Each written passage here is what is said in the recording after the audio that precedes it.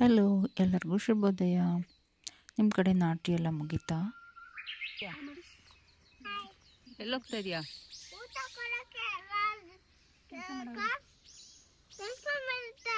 ಹೌದಾ?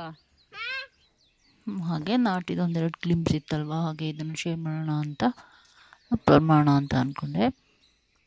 ಹಾಗೆ ನಾವು ಬೆಳಗ್ಗೆ ಬ್ರೇಕ್ಫಾಸ್ಟ್ ಎಲ್ಲ ಮಾಡಿಕೊಂಡು ಹೋದ್ವಿ. ಇನ್ನು ನಾವು ಭತ್ತನ ಫಸ್ಟೇ ಹಾಕಿರ್ತೀವಲ್ಲ, ಅದನ್ನೆಲ್ಲ ಕಿತ್ಬಿಟ್ಟು ಮತ್ತೆ ಗದ್ದೆಗೆ ನೆಡಬೇಕು. ಇದು ಸೆಣಬು ಹಾಕಿದ್ದು.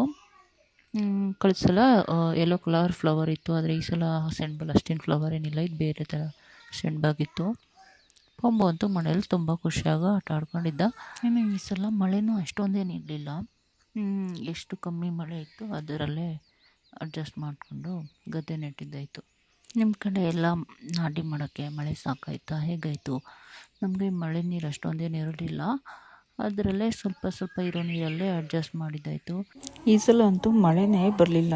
ಮಳೆ ಬಂದಿಲ್ಲ ಅಂದರೆ ಕೆಲಸ ಮಾಡೋಕ್ಕೆ ಈಸಿ, ಬಟ್ ಅದು ಸಸಿಗೆಲ್ಲ ನೀರು ಸಾಕಾಗಲ್ಲ. ಮಳೆ ಚೆನ್ನಾಗಿದ್ರೆ ನೀರು ತುಂಬಿಕೊಂಡಿದ್ರೆ ಸಸಿ ನೆಡೋಕ್ಕೆ ಈಸಿ ಆಗುತ್ತೆ. ಸಾಫ್ಟ್ ಇರುತ್ತಲ್ವ ಭೂಮಿ, ಹಾಗಾಗಿ. ಬಟ್ ಮಳೆ ಇರಲಿಲ್ಲ, ಹಾಗೆ ಸಸಿ ಇಲ್ಲ.